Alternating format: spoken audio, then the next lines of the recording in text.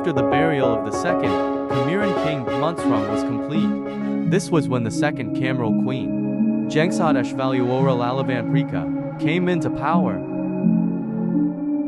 Thus Kamiran Queen Lalavamprika's first action was to have the Kars vote to raise the minimum pay rate of Kaden through a senatorial election. After the senatorial election cycle concluded, the Kars majority voted to raise the value of Kaden by 15%. However, riots and empire-wide protests still erupted, even after the final verdict was finalized. Therefore, the Kars was forced to raise the minimum pay rate of Kaden, yet again by 30% value of Kaden. Meanwhile, back at Arcadian Bronstevkov, the Arcadian species became politically resentful of the Kamirans, as they besieged key resource-rich regions from them. Thus, the First Arcadian Kamiran War broke out later on, due to an attack on formerly agreed neutral zones that were disregarded. Hence this prompted Kamiran Queen Lalavamprika to declare war upon the Arcadian Bronstevkov, angering 4th Arcadian Bronze Scroll, Kazan Wenkrudo, of course. Following the outbreak of the First Arcadian Kamiran War, the 1st Kamiran Royal Army clashed against the 7th Arcadian Army, known as the Battle of the Arakati Mountain Range. Unfortunately, the 1st Kamiran Royal Army was defeated. This allowed for the Arcadian Bronstevkov to siege the cities of Tembisha and Yunzentora. Following the defeat, the Grand Kamiran Empire invested more resources into building more armies for future disputes. Meanwhile, within the Sarian Empire, the 3rd Sarian Emperor Belagoridahar declared war upon the Kamiran Empire, stressing out Queen Lalavamprika even more.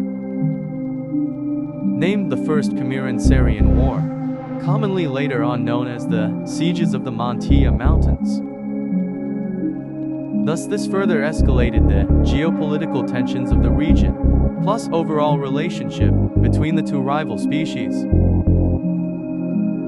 Back to the Second Arcadian Kamiran War, the Arcadians realized they could expand their territory, since the Kamirans were militarily distracted from the Sarian species.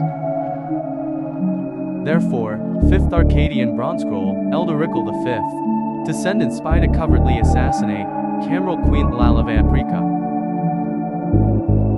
Thus with the various empires at war, this war-torn time would be known as the First Rite-Tafran World War. During this First Worldwide War, the Grand Kamiran Empire managed to conquer the lands in the Falith-Valko mountain range. Simultaneously, the Pranabram colony used the Lozo-Lulazu mountain range in order to protect their civilization, thwarting the military plans upon the planned Anirabat Arcadian warfront campaign. However, due to the rapid expansion of the Kamiran Empire since King Munsrung reign, the Kamiran imperial government suffered political instability.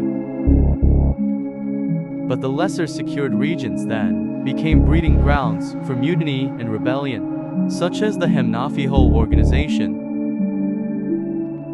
the Kamirakid Rebellion, and the Aluzingaran Rebellion. However, back at the Kamira mountain range, where Mountain Kamiraklovis lay dormant, a streak of earthquakes suddenly struck. During the First Kamiran Sarian War, the Falith-Valko mountain range was conquered by the Kamirans, but not without difficulty. In response, the 7th Sarian Army conducted a strategic retreat inland, confusing the Arch-Kamiran generals Tafra and Monvather. At the Second Arcadian Kamiran battle line, the bloody stalemate remained. Therefore, Arcadian Istenduk Teraloza signed an armistice of ceasefire. Therefore, afterwards, 3rd Sarian Emperor Belagoridahar signed an armistice of ceasefire, temporarily ending the First Kamiran Sarian War effort. But Kamiran Arch-General Tafra did not believe the post-war world, right? Tafra was truly at peace. An idea then laughed upon at the time until it was too late.